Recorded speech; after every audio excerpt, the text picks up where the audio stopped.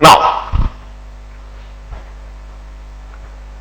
joules is the most frequently used energy unit of energy.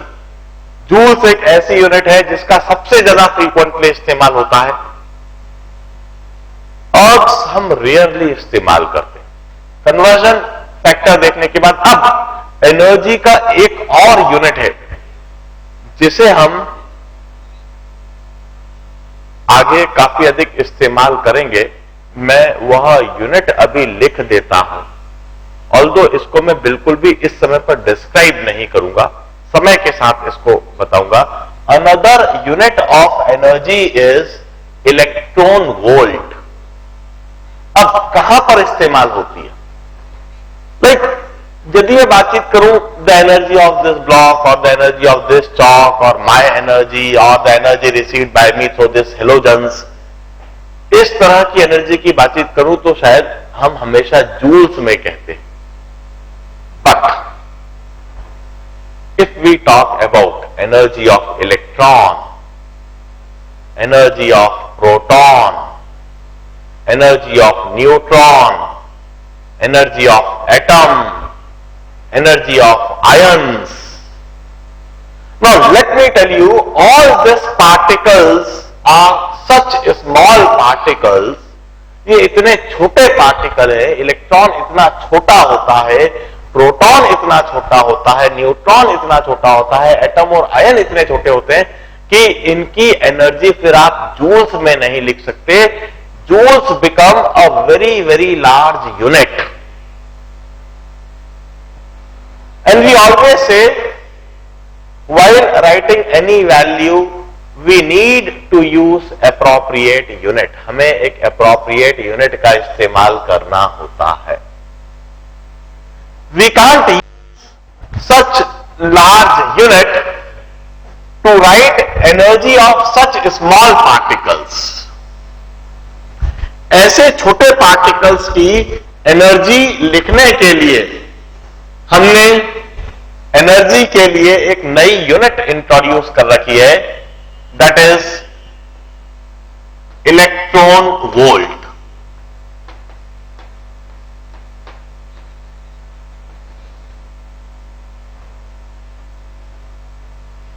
Definitely right now you are in 11th standard, 12th standard में जब आप electricity पढ़ोगे वहां पर इस यूनिट, इसका बेसिस, इसका लॉजिक बड़े डिटेल में, बड़ा एलाबोरेट में समझेंगे कि what you mean by electron volt. अभी सिर्फ हम यह बात लिखते हैं, इसको शॉर्ट में हम लिखते हैं EV. EV is 1 electron volt and 1 EV is always equal to 1.6 into 10 to the power minus 19 joules.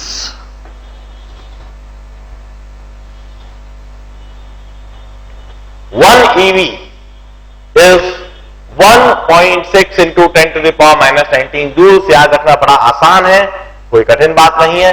1 electron volt जब हम लिख रहे हैं तो एक इलेक्ट्रॉन पर जितना चार्ज होता है, we have got a charge on electron equal to 1.6 into 10 to power minus 19 coulombs. Charge on electron वही वैल्यू लिखी है और इतना ही joules. 1 EV is always equal to 1.6 into 10 to the power minus 19 joules. और 1 joule is always equal to 1 upon 1.6 into 10 to the power minus 19 electron volt.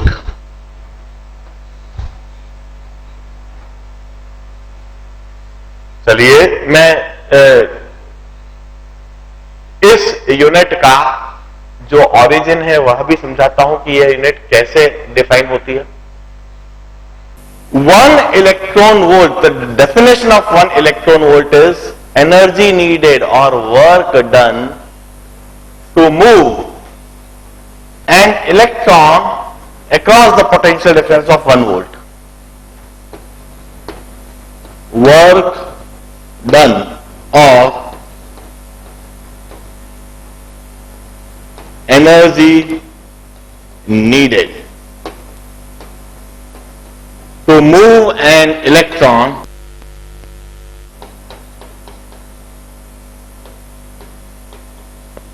across potential difference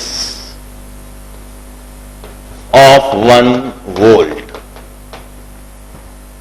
This is 1 electron volt define. जब एक electron को हम 1 volt के potential difference से move करते हैं, 1 volt के पोटेंशियल डिफरेंस के अक्रॉस मूव करते हैं, तो ऐसा करते समय हमें कुछ वर्क करना पड़ता है, कुछ एनर्जी देना पड़ती है, या फिर वर्क रिलीज होता है या एनर्जी रिलीज होती है. That energy released is 1 electron volt and it's always equal to this much joules. Now, the need of this unit is to write the energy of particles like electron, proton, neutron, atom और ions. ये बहुत छोटे particle है, इनके लिए joules या अर्क्स काफी बड़ी यूनिट हो जाती है. इसीलिए हमने इलेक्ट्रॉन वोल्ट जैसी एक नई यूनिट इंट्रोड्यूस करी है. Now the next is the concept of power. Power is defined as the rate of work done or the rate of change of energy. देखिए, by applying some force to do some work, और work करने से कुछ energy change होती है. जितना तेजी से वर्क हो रहा है, जितना तेजी से एनर्जी चेंज हो रही है, that is power. Power is the rate of work done और the rate of change of energy. That is power. We used to say power can be expressed as dW by dt.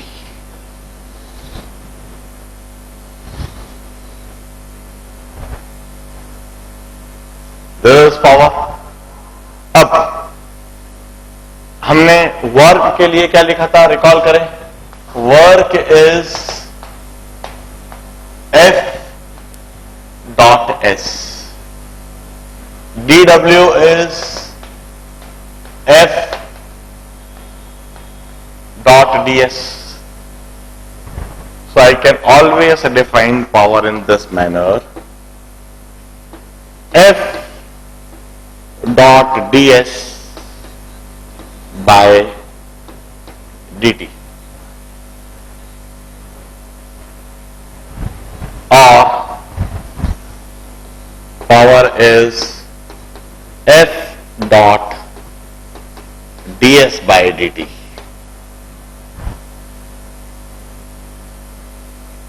But what is ds by dt? S is displacement. Rate of change of displacement क्या होता है? What is the rate of change of displacement? ds by dt is nothing but velocity. So power may be redefined. It may be expressed as F dot V.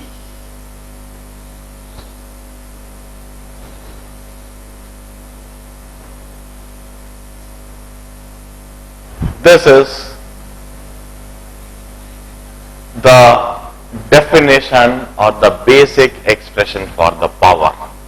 F dot V, or it may be written as mod F mod V into cos of angle in force vector and displacement vector.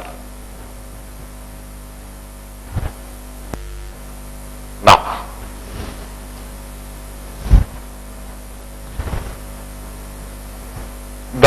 the unit of power and the dimension formula for the power.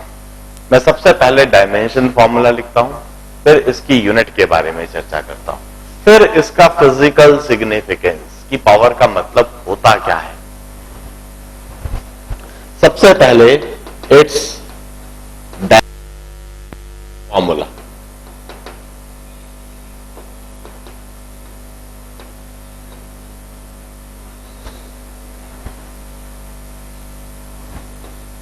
Power is, या तो मैं dw/dt से लिख दूं या F.V से लिख दूं, दोनों ही तरीके से मैं लिखने की कोशिश करता हूं। पहले dw/dt, dw is work, work के लिए डायमेंशन हमने लिख रखा है ml square t to the power -2 upon t। ये तो मैंने dw/dt से लिखा है। dw इज वर्क, वर्क के लिए ml square t to the power -2 upon t। मैं F.V से भी लिखता हूं, और F का है ml t to the power -2, ये फोर्स होता है, और वेलोसिटी, वेलोसिटी का होता है L into t to the power -1। In any case, the dimension for power would be written as L square t to the power -3. This is dimension formula for the power. Now, the unit of power. अब इधर हम एक बात बिल्कुल साफ बोलते हैं, जब हम इस तरह के एडवांस फिजिक्स की पर आ जाते हैं, एडवांस फिजिक्स के प्रॉब्लम सॉल्व करते हैं, we never use CGS system.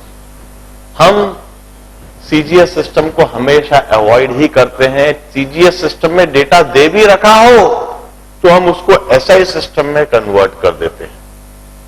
हम नॉन कन्वेंशनल सिस्टम फिर अवॉइड करने लगते हैं। एफपीएस सिस्टम तो कभी भी इस्तेमाल नहीं करेंगे। सीजीएस सिस्टम में डेटा दे रखा होगा तो उसको एसआई सिस्टम में कन्वर्ट कर लेंगे। Standard international unit of power is joules per second or watt. 1 watt is 1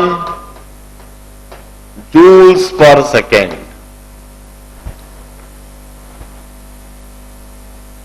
or this is equal to 1 kg meter square per second cube.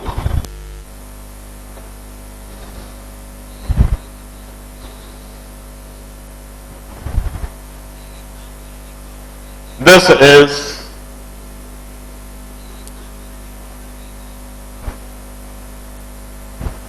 the unit of power. SI unit of power is joules per second or watt. 1 watt is always equal to 1 joule per second और 1। अब आगे लिखने के लिए मैंने क्या देखा, मैंने इसका डायमेंशन फॉर्मूला लिखा। जब मैं इसको केजी मीटर सेकेंड में लिखना चाहता हूं ना, तो उसी समय फिर मैं डायमेंशन फॉर्मूले की तरफ ध्यान देने लगा।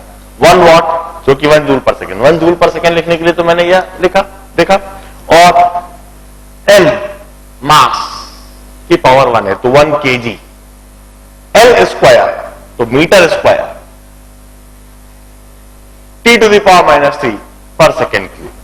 This is 1 watt. 1 watt is equal to 1 joule per second or 1 kg meter square per second cube. Up. We have got a unit of power which is frequently used.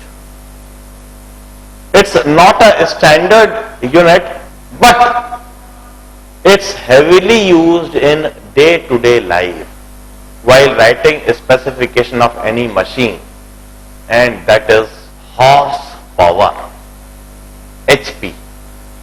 1 horsepower, बिल्कुल सही बोल रहे हैं आप, और 1 HP is always equal to 746 watt. Generally machines का power define करने के लिए इस यूनिट का इस्तेमाल होता है। यदि आप कभी मोटर पंप खरीदने जाओगे, कभी जो पानी जिससे हम ऊपर चढ़ाते हैं या जो सबमर्सिबल पंप होते हैं, इन पंप को यदि आप खरीदने जाओगे तो वहां पर जो आप बातचीत करोगे, पावर डिफाइन करने के लिए जो बातचीत करोगे वो शायद हॉर्स पावर में ही करोगे। दुकानदार जो शॉपकीपर है वह भी आपको पावर हॉर्स पावर में ही बताएगा। अब देखिए वहां पर वो बातचीत क्या करते हैं। For example, right now we are sitting on a building, और ये 5 फ्लोरीड बिल्डिंग है, 5 मंजिला बिल्डिंग है, एंड जो भी कुछ पानी आता है that is stored in a underground tank. जो ग्राउंड के नीचे जो एक टैंक है, वहां अंडरग्राउंड टैंक है, उसमें पानी ढेर सारा स्टोर होता है, और डेली उसका पानी ओवरहेड टैंक में चढ़ाया जाता है। और वही ओवरहेड टैंक मतलब जो छत पर है, और उस ओवरहेड टैंक में चढ़ाने के बाद फिर वो सभी फ्लोर पर जब जब जैसे जैसे आवश्यकता है उसको कंज्यूम करते हैं। नाउ द जॉब इज कि हमें अंडरग्राउंड टैंक से पानी को ओवरहेड टैंक तक पहुंचाना है। Now for example, daily I need to transport 3000 liters of water from underground tank to overhead tank।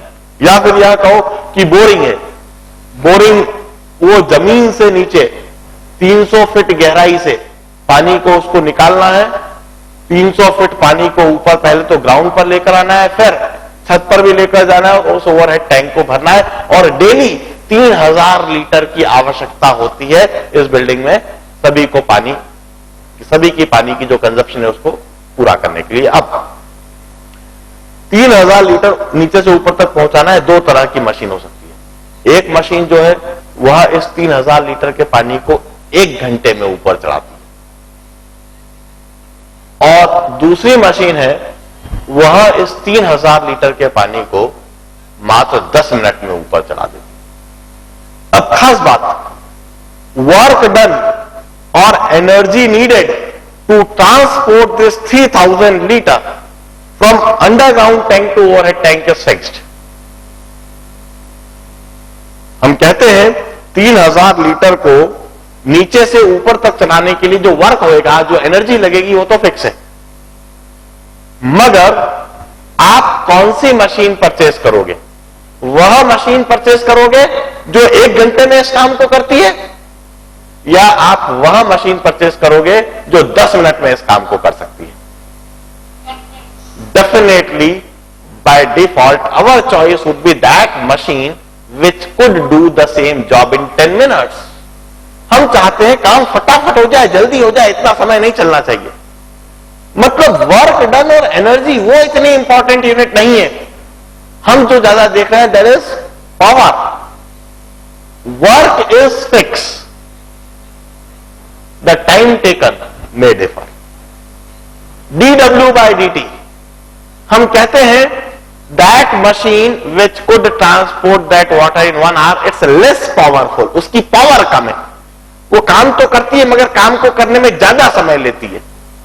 while that machine which transport the same water in 10 minutes, that is more powerful machine। वो उसी काम को, उतनी ही energy को तेजी से deliver करती है, ज्यादा तेजी से जॉब करती है और ज्यादा एफिशिएंट है। We used to say that is more powerful machine. हम कहीं पर भी काम करते हैं तो हमेशा पावर हमारा खास कंसर्न होता है। कहीं पर हम ज्यादा पावर चाहते हैं तो कहीं पर हम कम पावर भी चाहते हैं। ऐसा नहीं है कि हम हमेशा ज्यादा पावर चाहते हैं। फॉर एग्जाम्पल, क्या आप घर पे जब पढ़ाई करते हो तो 2000 वाट का हेलोजन लगा के पढ़ना पसंद करोगे? आप जब बल्ब परचेज करने जाते हो, सीएफएल परचेज करने जाते हो, जब इल्यूमिनेशन करने के लिए आप ट्यूबलाइट परचेज करने जाते हो, तो वहां पर ट्यूबलाइट परचेज करते समय या सीएफएल परचेज करते समय आप जो देखते हो वाट, उस पर लिखा रहता है। सीएफएल पर लिखा होगा आइदर 8 वाट और 12 वाट और 24 वाट और 18 वाट। What is that? That is in fact the power drawn or the consumed by that device। वो जो CFL है, जब आप उसको जॉब के लिए लगा दोगे, जब उस पर आप इलेक्ट्रिसिटी सप्लाई दोगे, तो यदि 18 वॉट का CFL है, 18 watt CFL means that CFL would drop 18 joules of energy per second. उस CFL को इस्तेमाल करते समय आपके पास प्रति सेकेंड, पर सेकेंड 18 जूल्स का बिल आएगा। आप भाई जितनी भी इलेक्ट्रिसिटी कंज्यूम करते हो उसका बिल पे करते हो, उसका बिल अदा करते हो, और वो इस बात पर डिपेंड करता है कि आप कितना पावर कंज्यूम कर रहे हो। आप एक बात सोचो, मैंने when I am doing this job, इधर ऊपर 2000 के 3 हेलोजन, 2000 वॉट के 3 हेलोजन लगा रखे। क्या इस तरह के हेलोजन आप अपनी पढ़ाई के लिए लगाना पसंद करोगे? कभी नहीं। There you do not need that much power. यदि इस तरह से 2000 वॉट का हेलोजन आप ऊपर लगाकर बैठ जाओगे तो आप पसीने पसीने हो जाओगे बुरी तरह से। There you do not need that much power. तो हमेशा ऐसा नहीं है कि हमें ज्यादा ही पावर चाहिए। किसी जॉब को करने में हमें कम पावर चाहिए, किसी जॉब को करने में हमें ज्यादा पावर चाहिए। For example when I am doing all this process, तो इधर मुझे ज्यादा पावर चाहिए, I want more illumination on this board, that's why we use powerful illuminating agent here. इनका वॉटेज ज्यादा है। अब इधर मैं एक कंसेप्ट और बताता हूं, power input, power output and efficiency of any machine. देखिए, my next concept is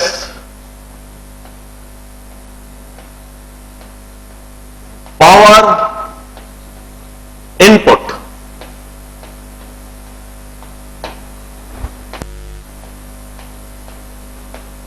power output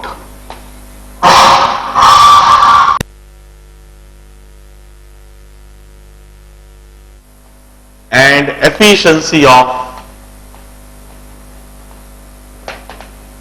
machine। हाँ बोलो। My next concept is power input, power output and efficiency of machine। अब इसका क्या मतलब है? देखिए, सबसे पहले what do you mean by machine? Machine is anything that do some work। Machine की बेहतर डेफिनेशन तो हमने वो 3 इडियट मूवी में सुन रखी है कि what is an machine. Now it help us to do any work, कोई सा भी काम करना है, any job, like bulb, electric bulb, CFL is a machine, this type of device it's a machine, और एनी पुली जिसके द्वारा हम पानी खींचते, that is a machine, submersible pump, it's a machine, all this are machine. अब कोई भी machine जब कोई काम करती है तो आपको उसको एनर्जी देना पड़ती है, और जिस रेट से आप उसको एनर्जी देते हो that is power input. The rate at which you add energy और you put energy into it is energy input. And उस मशीन का कुछ काम है, उस काम को वो जितना करती है, उसका जो पर्पस है, उस पर्पस में वो जितनी एनर्जी को कन्वर्ट करती है, that energy is power output. For example, दो तरह की मशीन की बात करता हूं, एक रूम हीटर और दूसरा बात करता हूं मैं एक इलेक्ट्रिक बल्ब। फॉर एग्जाम्पल, मैंने कमरे में एक बल्ब लगाया। जब मैं कमरे में बल्ब लगाता हूं, then what do I desire from that bulb? मैं चाहता क्या हूं? I desire illuminating that room. मैं उस रूम को रोशनी करना चाहता हूं उस बल्ब के माध्यम से। अब मैंने एक बल्ब लिया, 40 वॉट का बल्ब लिया, उस बल्ब के ऊपर लिखा है 40 what. Now, what do you mean by that 40 watt bulb? The meaning is that when you put that bulb into job, जब आप उसको होल्डर में लगाओगे, जब आप उसको पावर सप्लाई दोगे, then that bulb would consume 40 joules of energy per second। जब आप उसको सॉकेट में लगा देते हो, ऑन कर देते हो, तो आप उसको एनर्जी देने लगते हो और हर सेकेंड पर आप उसको 40 जूल्स एनर्जी देते हो। 40 what bulb, it means the bulb draw और कंज्यूम 40 joules of energy पर सेकेंड। एक सेकेंड में वो 40 जूल्स एनर्जी ड्रॉ करता है और कंज्यूम करता है। अब क्या वो सारी एनर्जी जो कंज्यूम कर रहा है, क्या उसको लाइट एनर्जी में कन्वर्ट कर देता है? नहीं, वो सारी 40 जूल्स ऑफ एनर्जी को, 40 वॉट एनर्जी को लाइट एनर्जी में कन्वर्ट नहीं करता है। इनफैक्ट जब आप उस बल्ब को ऑन करते हो तो ढेर सारी एनर्जी तो वो हीट के रूप में रेडिएट कर देता है और कमरे को गर्म करने लगता है। वो जो एनर्जी हीट के रूप में रेडिएट कर रहा है और कमरे को जो गर्म कर रहा है, हम कहते हैं that is a useless part of energy, that is not it's job. Bulb का यह काम नहीं है। बल्ब का खास काम है कमरे में रोशनी करना। Suppose it convert 16 joules per second energy into light energy. Suppose वो लाइट एनर्जी में 16 जूल्स एनर्जी खर्च करता है, रेडिएट करता है। हम कहते हैं बाकी की 24 जूल्स एनर्जी कहां गई? वो भी उस बल्ब से रेडिएट हो रही है। Bulb 40 joules per second energy draw कर रहा है, 16 जूल्स तो लाइट में कन्वर्ट कर रहा है और बाकी की 24 जूल्स पर सेकेंड एनर्जी वो हीट के फॉर्म में रेडिएट कर रहा है, वो कमरे को गर्म कर रहा है। हम कहते हैं वो दी गई एनर्जी का सिर्फ एक फ्रैक्शन ही काम कर रहा है, बाकी फालतू काम कर रहा है। हम कहते हैं input power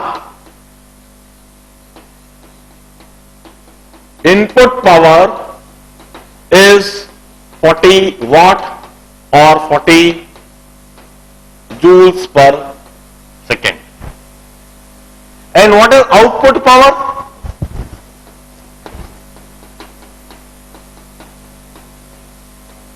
Output power is 16 watt or 16 joules per second. And the power that is wasted, जो पूरी तरह से व्यर्थ जा रहा है, वेस्ट हो रहा है, we call it power loss, is 24 watt or 24 joules per second. There is a loss in power. ये पावर व्यर्थ जा रहा है, लॉस्ट हो रहा है। हम कहते हैं what is efficiency of this bulb? Efficiency we denote it by eta. It's output power upon input power into 100. हम कहते हैं efficiency of this bulb is 16 by 40 into 100, that is 40%.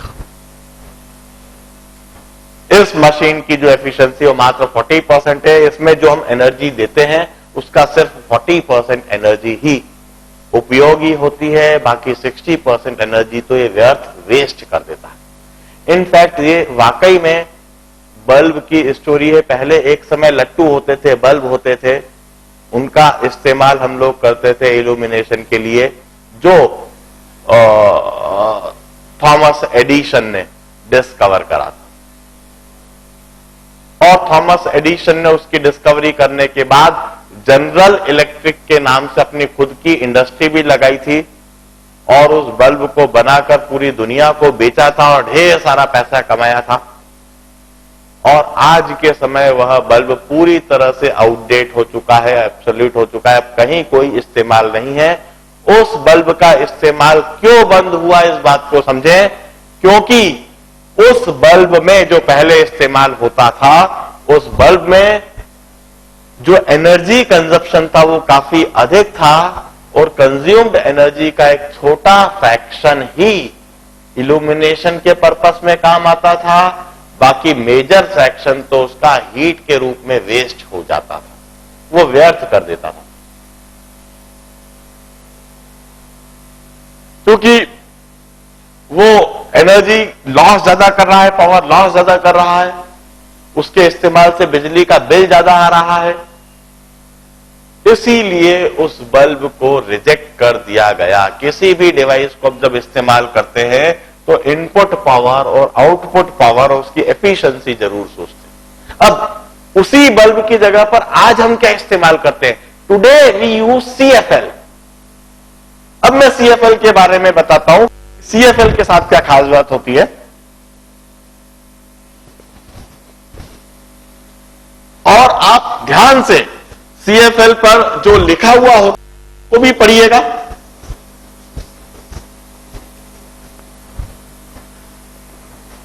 For example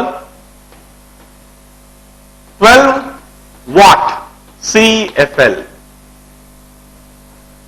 12 watt CFL का मतलब है it consume और draw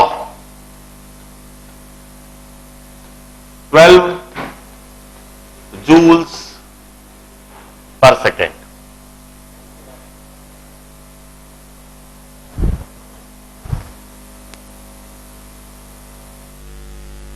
अभी तक क्यों पढ़ा था? इट कंज्यूम्स और draw 12 joules per second। This is, we call it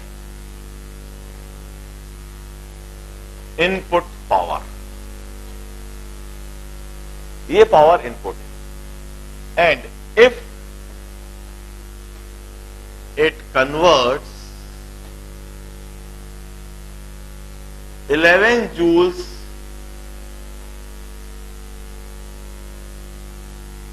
per second into light. खास काम इसका भी है, इल्यूमिनेट करना, रोशनी करना, और यह 11 joules per second लाइट में कन्वर्ट कर रही है। तो इधर हम कहते हैं output power.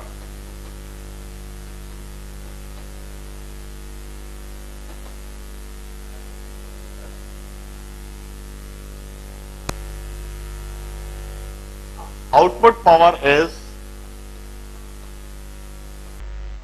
Now we used to say output power is 11 joules per second। Suppose ये चीज ही हुई है, इट कन्वर्ट, वो 11 जूल पर सेकेंड, हर सेकेंड में 11 जूल को लाइट में कन्वर्ट करता है, और तो 12 जूल पर सेकेंड एनर्जी खींच रहा है, ड्रॉ कर रहा है। बाकी की 1 जूल का क्या हुआ? बाकी की जो 1 joule of energy per second that is converted into heat, वो उसको गर्म कर रही है, वो एनवायरनमेंट को गर्म कर रही है। हम कहते हैं 11 watt is the output power।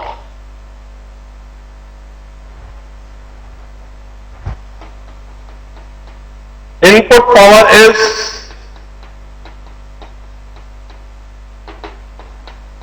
12 joule per second or 12 watt। Means power loss. Power loss means the energy that is converted into some useless job which is not specified for that machine, which is not defined for that machine, that is power loss।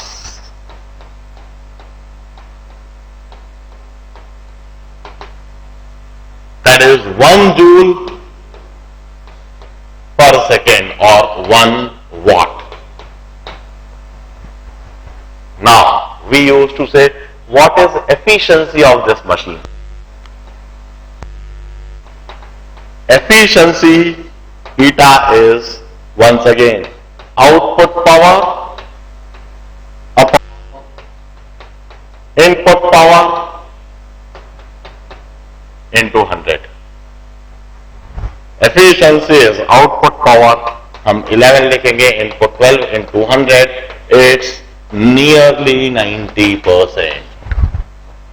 The efficiency of this machine is 90%, which means that CFL is a better device, it's a better machine to be used in order to illuminate the room. हमारे कमरे में bulb के बजाय हम CFL यदि इस्तेमाल करेंगे तो उसकी एफिशिएंसी ज्यादा है, बिजली का बिल कम आएगा, कमरे में रोशनी ज्यादा होगी। आप चाहें तो एक के बजाय 2 CFL लगा लें यदि आपको ज्यादा रोशनी चाहिए तो, मगर CFL के द्वारा आपको ज्यादा रोशनी मिलेगी और बिजली का बिल कम आएगा। This is output power, input power, the efficiency.